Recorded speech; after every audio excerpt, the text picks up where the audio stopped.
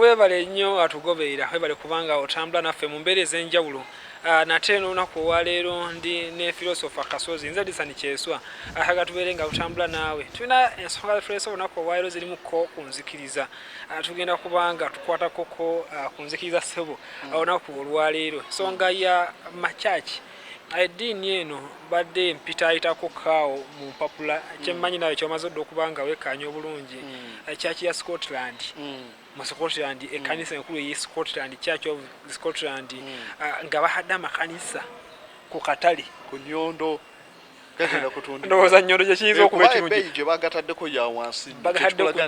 Nyondo amawulire gali recent nga 16 guno omwezi gwennyini mwe tulimu manya amawulire ago ag'ebweru w'eggwanga gatera okujjanga galiyo omwezi emyaka ng'ebiri emabega kamanya gwe n'owooza ogudde ku kipya naye kino kipya kiri latest nnaku z'omwezi 16 omwezi gwe tulimu ogw'omukaaga mu kaseera kano tutambuza amakanisa gagenda kuba nga gatundibwa ensonga eri nti abantu tebakyasaba tekisookera ddala tebakyagenda okusaba n'abaliyo mu kaseera kano manya amakanisa ago aga community abantu ebiseera ebisinga ndaba kati nga bali temukyakkiriza nnyo n'agaliyo agabeeramuko ku bantu osanga abavubuka nga bali mu kukola gundi lap battles bali eyo babisanya na kulapinga ani asinga ku munne amala bazanyirayo kazaala kaabwe ziri muzirutikko mu ggwanga lya Scotland so kati kyakyegalina naye tegakyagigasa ekanisa ya Scotland egayina naye makalu baga kubyo ku Nyondo ojeeka ate ekyobukalu waliwo ate economic cost endala gye galina ogamenti eyininga atoti ali amakyaki ago ojja kuteekawo abageera oteekewo abasiimuula oteekewo abajja okugalongoosa nga langi ebikikuwa amakyaki galabika bulungi abasajja baali bazimba amakyaki ago amakyaki g'amawanga gano agasinga awo bagasimba bakiyita Gothic architecture Goth ye Spain yawo we wali ba Visigoths ne ba Ostrogoths kati baleeta enzimba yaabwe nga nnungi bazimba church nebeerako kidoomu nga wolaba kati ekiri oba ku Baha'i Temple nena mugongo kugundi abakatuliki eriko doomu ziriko kolomu ziriko ki so nga nzimbe bakwadoomu abasinga bayinza obutakategeera naye ekintu ekyetuluvu ekibeeranga ku makya bw'obeera kwodi Kampala okirengere ebyo lwako babiyita bipogoda naye ziri doomu ezimu zibeera nzimbe buzinga za mabaati naye waliwo ebibeera ebyenkokoto naki so makyaki galabika bulungi balina gavumenti eyininga era bakulaga General Assembly eya Episcopalian Church of Scotland batuuse bennyini ne bakkiriza nti baneetugatunde amakyaki yes bagambye nti yadde kijja kulabikawo bitumanyi bwe kiruma eri abantu naye bannange n'ekyokubeera ne kyaki nga temuli basabira mu kiruma ng'ate kyaki tukyaziteekako sente eziwe amataka gali awo agatakola kyaki kejjemu sente abantu bagakozese naye nga biki bye bagenda okugakozesa era wembadde nzita bagatunda waliwo abamaze dda okuteekawo nkugambye n'abavuddeyo dda ne bawoninga nti mwewale babulooka gwamanyi omuntu naye olumu n'atunda yennyini nnyini omanya abakawa babali baali bamukuba ddolero omujji yamakeere bamuguze ate butaka lya kabaka eryegundi ene ebusala bamugamba osobola oteekawo biiki bawana emakeere badogera okuba okubi ekizimbe naye bwe yagenda ebusaabala n'ateekayo biiki amagezi ge baamuwa so kati ebiseera ebisinga bwoba ofuna naawe oyinza oteekawo amagezi basajjazinga kyawakulu nedda bali kye babawonize okwewala babulooka bulooka ajja kujja nga toyise mitenda mituufu tomanyi kyaki kitongole ki ekikola ku procurement mu kyaki oba okutunda ebintu bya kyaki ojja kusanga bangi bwe bafeze so babawonize kuba eno rush y'amaanyi amakyaki gano gazimbibwa myaka gya 1700 ne 1800 galabika bulungi agamu galina acres ez'ettaka eziwera ng'olaba zirina advantage naye bamanyiko ekanisa tebagizimbanga ku bupoloti ettaka balina ndaba ne waba wano mu Uganda gafuna amataka agawerera ddala kaakati amataka ago galina value amakyaki galina value ninako emu gye nalabye bakita St Mary's Church of Greyfriars ziti Dumfries wesangibwa kyaki eri yesinzemu kuzimu ez'ebbeeyi mitwalo gya dola 32 gya pound 32 zebagitunda naye nga bw'ogitunuulira basadekoda n'akasente naye nga kali chipu nnyo kuba ezisinga ziri mu mitwalo 3 kitundu naye endala 3 kitundu nga naye wozitunuulira ziri bwe bazimba compartment ezakalina kale ennungi kolomuze ennungi ezitalina Uganda wano nabye munauganda bamuyita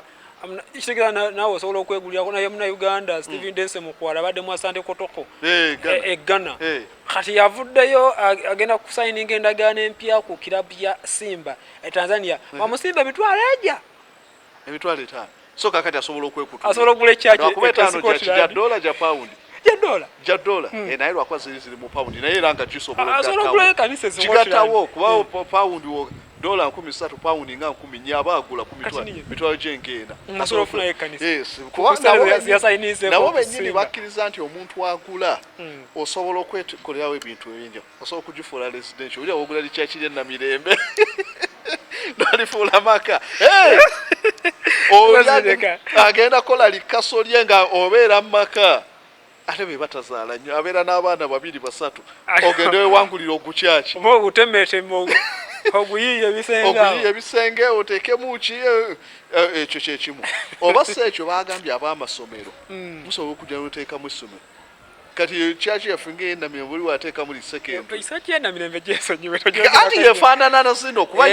bonna abo baangalikani bali ku layini y'emu eyo nabo bali ba Anglikani lwakuba nti kaakati be ekibawula eri ebeera nga Angalikani kyaki eye Scotland yes yona origin ya wano wangu olaba ne wani laba ina attachments just twabe kutuddeko bwekutuzi naate nga twerimba tetunaba tukyaliyo tujja kwekutulako katono wano tujja kuddayo tukyaliyo so kaakati nabali kyekyenjawulo ntino kyaki Angalikani kyaki Scotland emu ku nnene Episcopalian kyaki nayo yemu deni n'obukatuliki nabwo bwe buliyawo mu kyaki amanene so kaakati basobola okukolamu essomero oba si ekyo entertainment so oteekamu kiraabu ewabadde kyali naye imagine wanowaina amaanyi oteekamu ki so kaakati bino byonna bitegeeza ki eri eddiini yes tubireese kituzaako emabega ku mawanga ga Europe abantu batunye societies zetulimu nti challenges nyingi nnyo ku ze bayita mainstream religions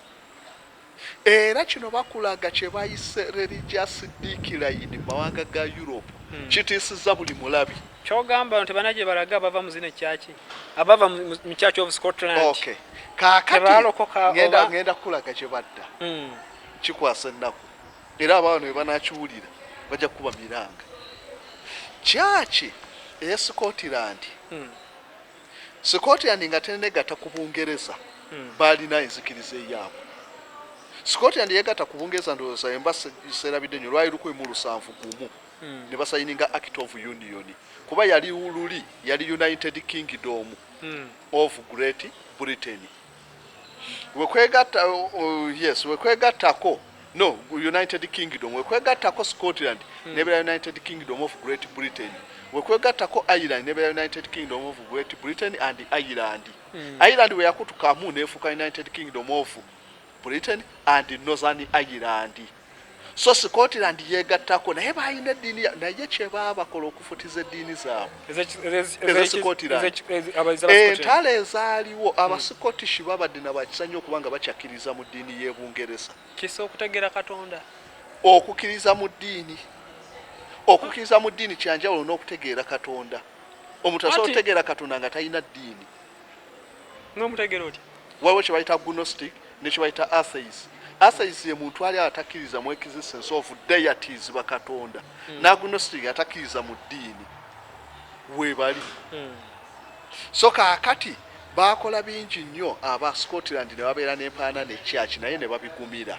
kaakati diikira yidi eno tetandise yajja ebeerawo kodda Sematala asooka ng'awedde mu Europe wonna ate nno tulabye Scotland naye noddako Netherland okwata ne ku mutwe bwoti obugwenyufu buli e Netherland mubadaki eddiini ogibanyumiza abantu abagenda mu makyaki g'e Netherland abasaba be bafudde Ghana be bafudde wa banonye entandikwa mu Netherland bosangako mu kyaki ne basangayo era baddugavu wayo ne zusangamu nga bapristi baddugavu abazungu beewakula zero fasandi mu mukwano ali Netherland yanyumizayo yagendayo ebbanga eriwera osangayo banigro osangayo banigro ate nabo olumala ne bateera mu Netherland nga nabo babivaako ebyokusaba obulamu bweri buli lonely abantu capitalism yaboonoona buli omu abeera yekka tebakyagala nnyo ku socializinga kakati wamalira obudde mu church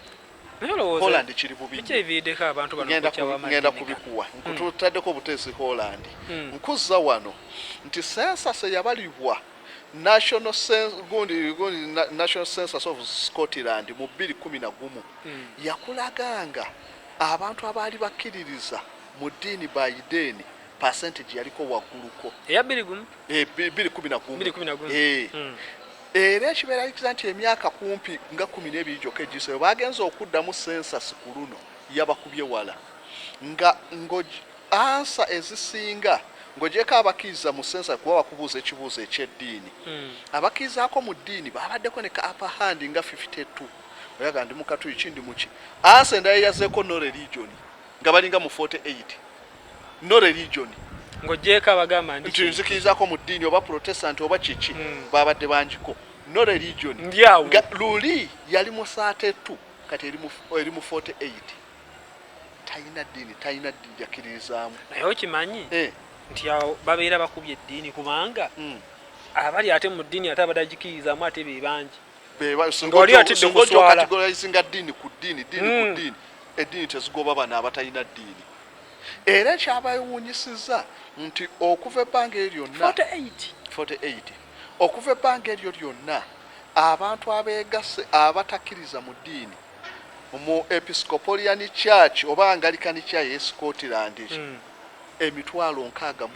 okuvawo wonna be bakyuse abaali balina eddiini tebakyalina ddiini okuva mu 2011 emitwalo 61 eyo percentage nnene nnyo etiisiza buli mula so nga ate ku Bukatuliki bo baalinyeemu ka percentage emitwalo 11 be bata abaali Abakatuliki nkakayi tebakyalina ddiini ate ekyewuunyisa Obusiraamu ate bo ne bulinnya obagambye olumusi bwalinnya okuva mu 0 okutuuka ku 5% emitwalo 410 obuyisiraamu okuva 2011 be beeyongedde ku Busiraamu kyabakanze nnyo Scotland kaakati olwa percentage eyo yeereetedde abantu bano okuba nti no ne mu madiini tebakyagendayo mu makyaki tebakyagendayo abantu bangi tebakyakkiriza mu ddiini ensonga ze bawa nsonga ki wenjagala otegeera ddala ensonga esooka aba Scotland bagamba twayina eddiini zaffe yesaawa tukoye eddiini eyava e Bungereza eyo tulina kyagikolako nkugambye nti balina amadiini gaabwe Bungereza negasa pressing kati bangi abatandise era bagezaako okunoonya bwe bava wano baddawa madiini kyago naye kikyenjagala madiini kyagagaza sengireni eddiini kakati ng'ogyeko abo abasinga bagamba twalina enzikiriza zaffe tetwetaaga za Abangereza abo abasinga basigaddewo nga bali ntyo nga bakugamba nti nali mu Angalikani nenjivaamu nasigalirawo awo neyaabwe tebakyagisobola practice zaafa tebabadde tebabigoberera kati challenge ezeewo okuba nti amadiini gano abantu abasinga bavuddeyo kiki waliwo movement eyazeewo kati enyiza amawanga ago gonna bagiyita Christian atheism. Atheism ye muntu atakkiririza mu Katonda. Ekyewuunyisa atheism nga omuntu bakristaayo tebakkiriza mu Katonda. Wekijjira kitya nti omuntu asobola okunyumira practice ez'eddiini. Wano osanga n'omusiraamu Christmas ng'agikuza eyo practice ya ddiini ya Kikristaayo. Assimilation. Kale ba society yabatwala.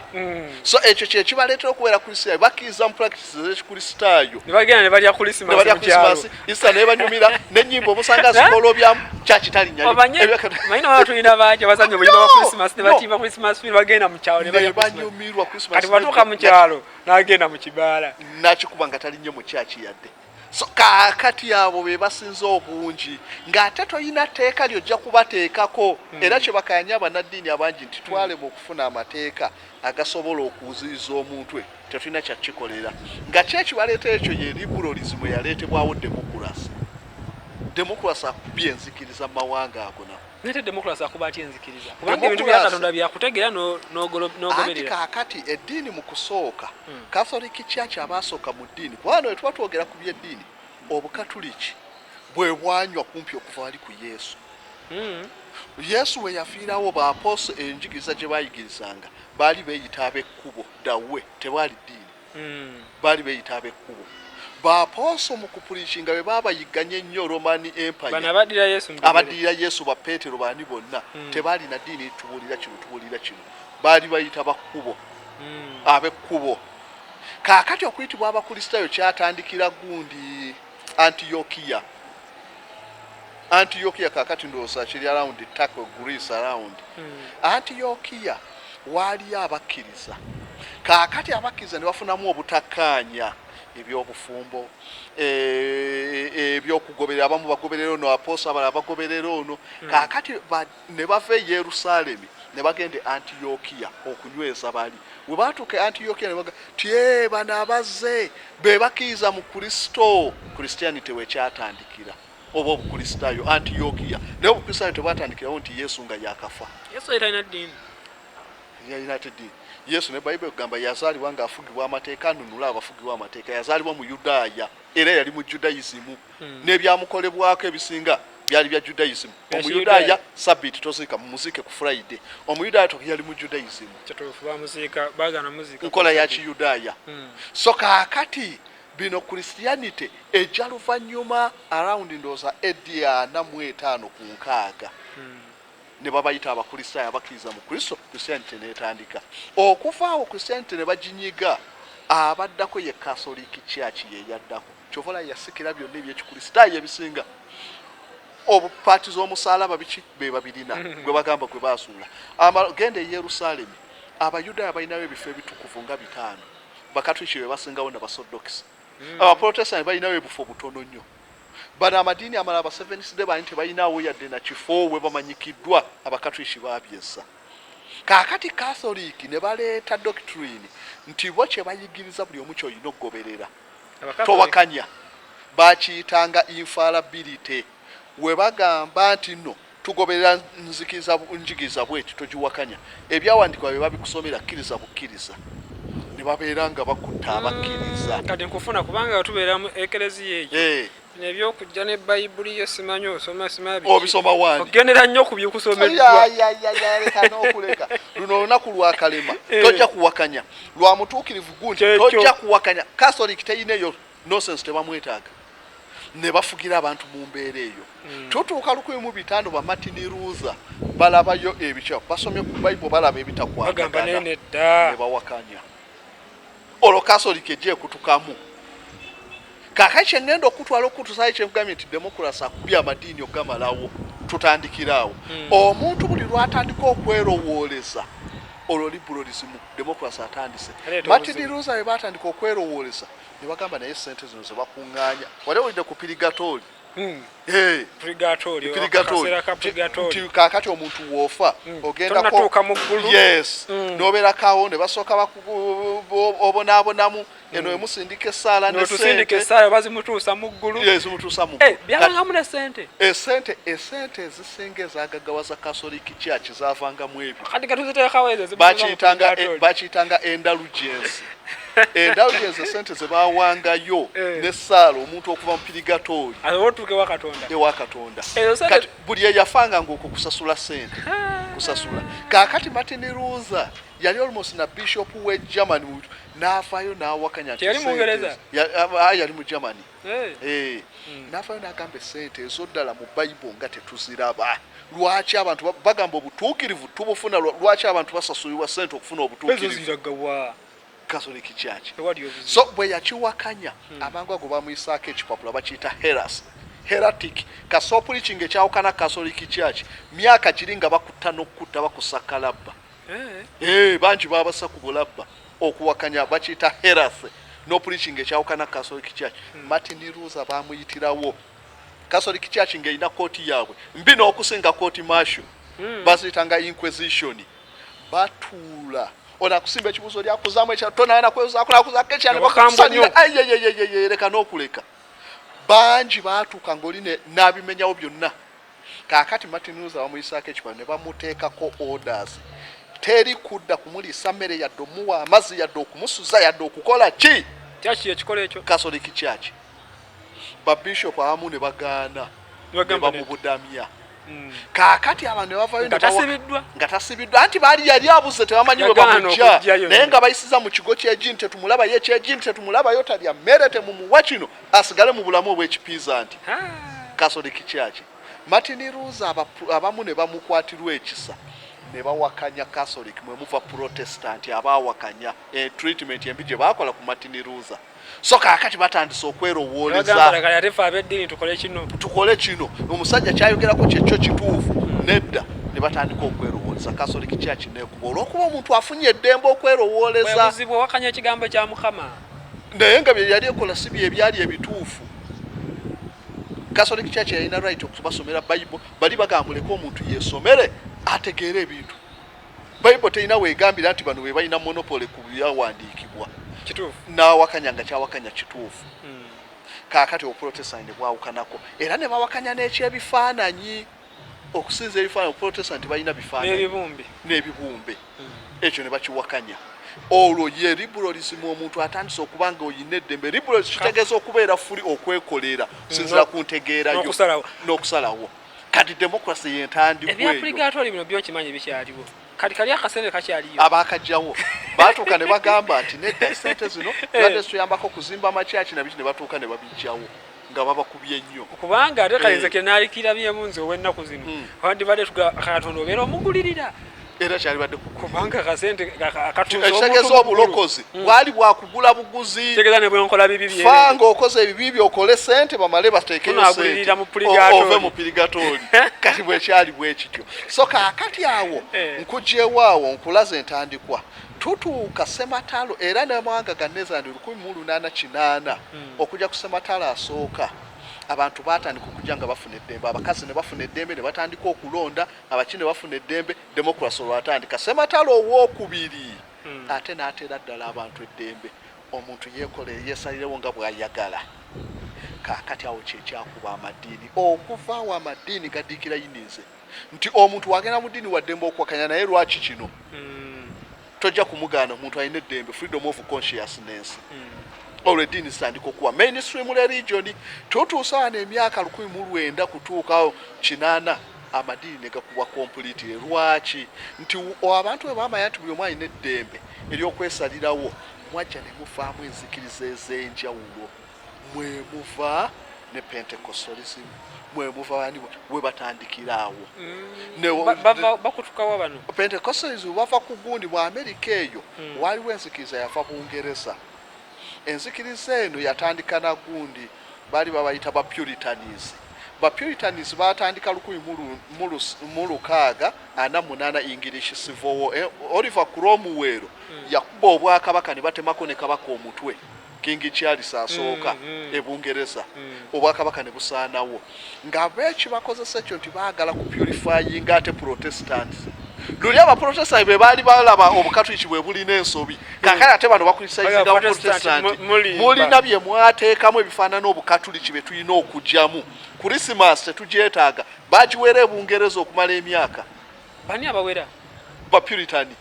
abakulomuweru Christmas ne bagiwera naye ati kakati mu bano benda babavaamu ate bo bagikuza ati byadda luvannyuma ba Charles Dickens bwe badda Christmas olwenga efunye commercial value tebagirabira ku lwaddiini bagirabira ku lwabyanfuna nedda 1800 naye nge amawanga mangi gajjawo Christmas olunaku lwa Sanda amawanga mangi galujja kalenda agamu nga kalenda zaabwe za nnaku 10 enda mwenda abalala nnaku 6 so kaakati ne babiku kaakati mwe muva ba Puritan ne bagenda mu America ba Puritan abo be bavaamu reformed churches. Abafoominga America baali balina enjigiriza efaananako ng'eyaba Seventh Day era abamu abasooka mu America nga ku Saturday tebakola abantu nabo ne babigaana. Reformed churches ziconnectinga ku Dutch Reformed church. Nezo naseera nga zijja zirifoominga birimu weakness zirimu Protestant zimu abadani waga naye bino tebirina kwe omanya amadini kye tulina okumanya ensi ne weerigwa oluvannyuma emyaka miliyoni meka amadini gajja kusigala gakyajja buli omu afuna kyatakanya n'oli n'atandikawo yeddembe olaba wano zimeruka kati ate wano kati ye liberalism obadde kaakati yakubya amadini kaakati gajjanga gavaamu amadini mainstream ne gajjanga ganafuwa kaakati kino kyekikubya amadini Scotland n'amanga gonna ga Bungereza ti abantu balina eddembe cults zifuuse cults tewali obuzibu oli aleeta eddiini ye n'afuna abantu be 10 abamugoberera nemala neewesa bafudde ku mainstream n'omulala najja naganza sikizika ya mu kino n'ateekawo eyiye neefuna abagoberezi kati kyekikubye amadiini gano galiko mu society nga Japan, North Korea, China oleseki kati mawanga gali ekyenjawulo kye balina tojja kusangayo nonsense oyo eddiini eno nejja eno nekutuka kibwetere najja gundi eddiini zisaawe zissa abantu abangi abalala ababawa cyanide poison mu America abantu kumpi nga 400 bonna ne bafa so bize bingi kaakati mawanga gali go kye galina enzikiriza ezaago zanjawuloko kuzaffe enzikiriza esinga ze tulina mawanga gano ze bayita Abrahamic religions religions originating mu Ibulayimu esinga zonna obusiraamu buva mu Isimayiri mwana wa Ibulayimu obukristaayo bwava mu Yesu mwana wa Ibulayimu Isaaka ne buvaamu Judaism Moses n'ebiki Ibulayimu Zoroastrianism eri mu Iran yenzikiriza Ibulayimu wano weeva so eri mu Iran nga siya basiraamu tekiriza mu Yesu tekiriza mu Judaism tekiriza naye nga yava mu Persian yawo ba Iran nayo nzikiriza we yatandika ddana mu bisi era yatandika ebintu ebisinga nga geyena byava mu abo be babitandika eno sasa ne bajanga bakopa amadini amalala bano basibira ekikokola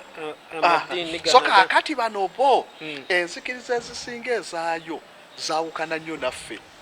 Abajapani bali ku Buddhism Japan esinga bagiyita Zen Buddhism Japan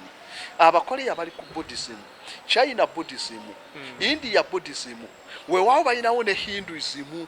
Hindu nayo nzikiriza India balina Buddhism ne Hinduism China balina Buddhism ne Confucius kakati amadini g'abano gategawukana nnyo n'agaffe tegapulichinga genda mu ggulu tebiriyo amadini g'abaligo gapulichinga virtuous beera n'empisa ennungi lwojja okubeera ne afterlife ennungi si heaven wabula afterlife kyovola nti bayina empisa China bayina legalism eyo nayo yajja bali bamuyita Laos n'atandika legalism enfu discipline ku mateeka kaakati bagondera nnyo amateeka nti enzikiriza ezaabwe kizibu nnyo okujja okutuleko tino kubanga zaate ndabye kano tekakola bweka nedda kyovola zisigala zikyali ku mainstream tezikyuka tezikola ki tojja kubanyumiza nnyo ggulu kibannange abakoze ebibi bakudisciplininga mu mateeka ne bakugamba afterlife yo ejja kuba determining ebikolwa ebirungi by'okoze wano beekuuma lwa kufuna bulamu bulungi nga bafudde sibwa ggulu sibwa geyeena sibwa kaakati we byawukane wano oli yeekwasa kingi doctrine ya Yesu egamba bweti tewakola kino na kino n'olwekyo mukikola ffe tuvuddemu ne bagenda eri bali tebabirina ebyo basigala ku Buddhism waabwe mpisa bo bapulichinga virtuous nache so kye kitali wano so kaakati wano ebyo ebintu ebisinza okukuba amadini mawanga gano kuno kwe tugatta n'ekyokuba nti nno Scotland ekisinza okuba naddala mu myaka 10 gino egisembyeyo okuva 2010 mpaka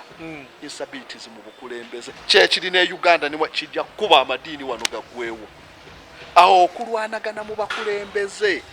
okulwanira obukulembeze kikubya abantu bangi ekibajja ku Scotland obukulembeze ku mutendera ki n'eddiini nga kutwaliramu n'ensi nedda obukulembeze bw'eddiini nga bola katu wano obusiraamu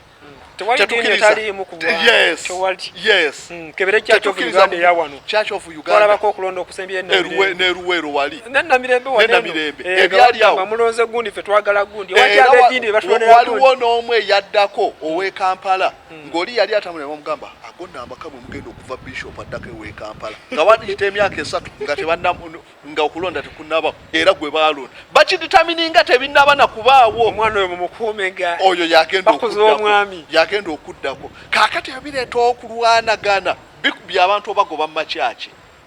Escota ekyo kisinza okuba kati mugifudde nti eriko bannyiniyo waliyo oli olulangira kulwanagana kukola ki kaakati oyo kibalwanya okola ki byanfuna bikubya abantu kubanga atulaba ebintu ebimu ku byatamya abantu obuwangwa bayiza byali byatamya obuwangwa oyingira amadini gano eno abantu abamu baatamwa ebintu by'olulangira n'olukopi ezo kirasi ezatabula Bufalansa si Bufalansa yokka Russia kirasi ze zaabakuba Germany Hohenzollern monarchy kyekyabakubi gende India ate kyali kibi balina kirasi zitagambika nesaba yakakati modi avuddeyo akoze kino nti bateekawo ne ssente okuwa omuntu anaawasa abagwa mu lower caste eyokunabo bagiyita caste system abakopi ate balibo tebalina bakopi bali babayita ba untouchable emirimu gyabwe kusomba kasasiro kwetika mirambo yes abo nga be basemberayo ddala wansi nga ne bwafa basuula ku street nga n'embwa emusinga value kakati bavuddeyo okuba integrating ne bateeka nawe era bafunako prime minister ava mu gundi abo ne bateekawo n'ebirabo wowasoweeri okubimalawo so ebyo byebizze bikubyamu okusosola abantu bano bako so nga bambi tebalina kizibu kye baalina wabula kakundi k'abamu ne kajja ne kabeefungamyawo ne kabasinga obugezi ne kabeefungamyako ne kadominati leero ne bugwa mu byobufuzi owulida bubakunkumula ne bubabonyaabonya okukamala so kakati ebyo ebyakubya monaki kakati nawano bikubye nnyo amakyaki gano ng'obukundi bubeera mu kyaki ne budominating obukulembeze ne budominating resources kyekikubye abantu okusinga ne babulekamu mu kyaki yaabwe ne babaleka mu makyaki gaabwe so kakati abantu bazze nnyo ku individual basis nti nno omuntu anoonya obulokozi ku bubwe ne waba talina mainstream gy'alimu abantu abasinga babifuddemu awo wali obuzibu awo anti yabeetamwa mangu yabeetamwa obukulembeze bwamwetamisa ekintu ne bakibuukamu so kakati kyekikubye kakati esaawa ne wetwogera abantu abagenda mu makyaki Scotland batono ddala bebaani abagenda mu makyaki abantu abagenda mu makyaki be bamu ku batono abasigadde nga bakyayinamu kalika mentality ak'okwagala eddiini naye abalala abasinga naddala abamu ebyenfuna webiddiikira yininzeemukko batandise okuva ku makyaki ne bagendera ddala ate abala prosperity nebagobera ddala era wolaba amawanga nga ga America nti wotulaba marini baani bamalini tebakyabaziikana muntu ababatwala mu nnyanja gye babasuula enziika zajja tojja kuwaga nti ate jangu omusabire kola kino baabiviirako ddala beesuulira eyo so kakati eddiini neziba nga zikubiddwa kati ge makyaki abantu balina okumanya amakyaki gano ge batunda makyaki gaggadde eyo St Mary's Dumfries erimu zinnamirembe zaffe ndowooza nga kumpi 50 genda olete waliwo endala gundi waliwo St Mark egundi Dandi abamanyi obuti n'omwana babuyita Sadat Anaku adazanyirayo akapiira eyo mu kirabu ya Dandi St Mark zonna ze ziri ku Nyondo mitwalo gyo 13 ng'ogyewange naye wagitunuulira egejogeramu ebintu bito tajja kunyasa ng'ogyewangulira naye nga kyeweewangulidde Catholic Church tebakyayina bantu genda Netherland kisusse Netherland era abantu bajja n'osanga ng'oli atalina wakusula yagenze mu kyaki n'asooka abeerako mu kyaki ne bamuwa obusenge ne yeebaka n'akola ki n'amala n'aterera n'afuna pamiti n'atadda mu kyaki Netherland gaye mawanga gye basinza okuseeguwa nti Netherland eriyo abantu gye batambulira obukunya ekitundu nga gw'ate ayambadde gw'oswala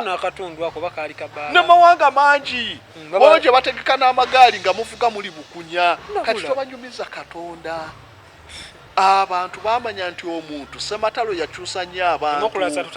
atutaddeawo deni n'ebiva amakyaki bye gaakola genda e Rwanda wali Catholic Church tekyatunda kubive bye bakola nabaddeyo ku kijjukizo wennyini awo nnewe wali kale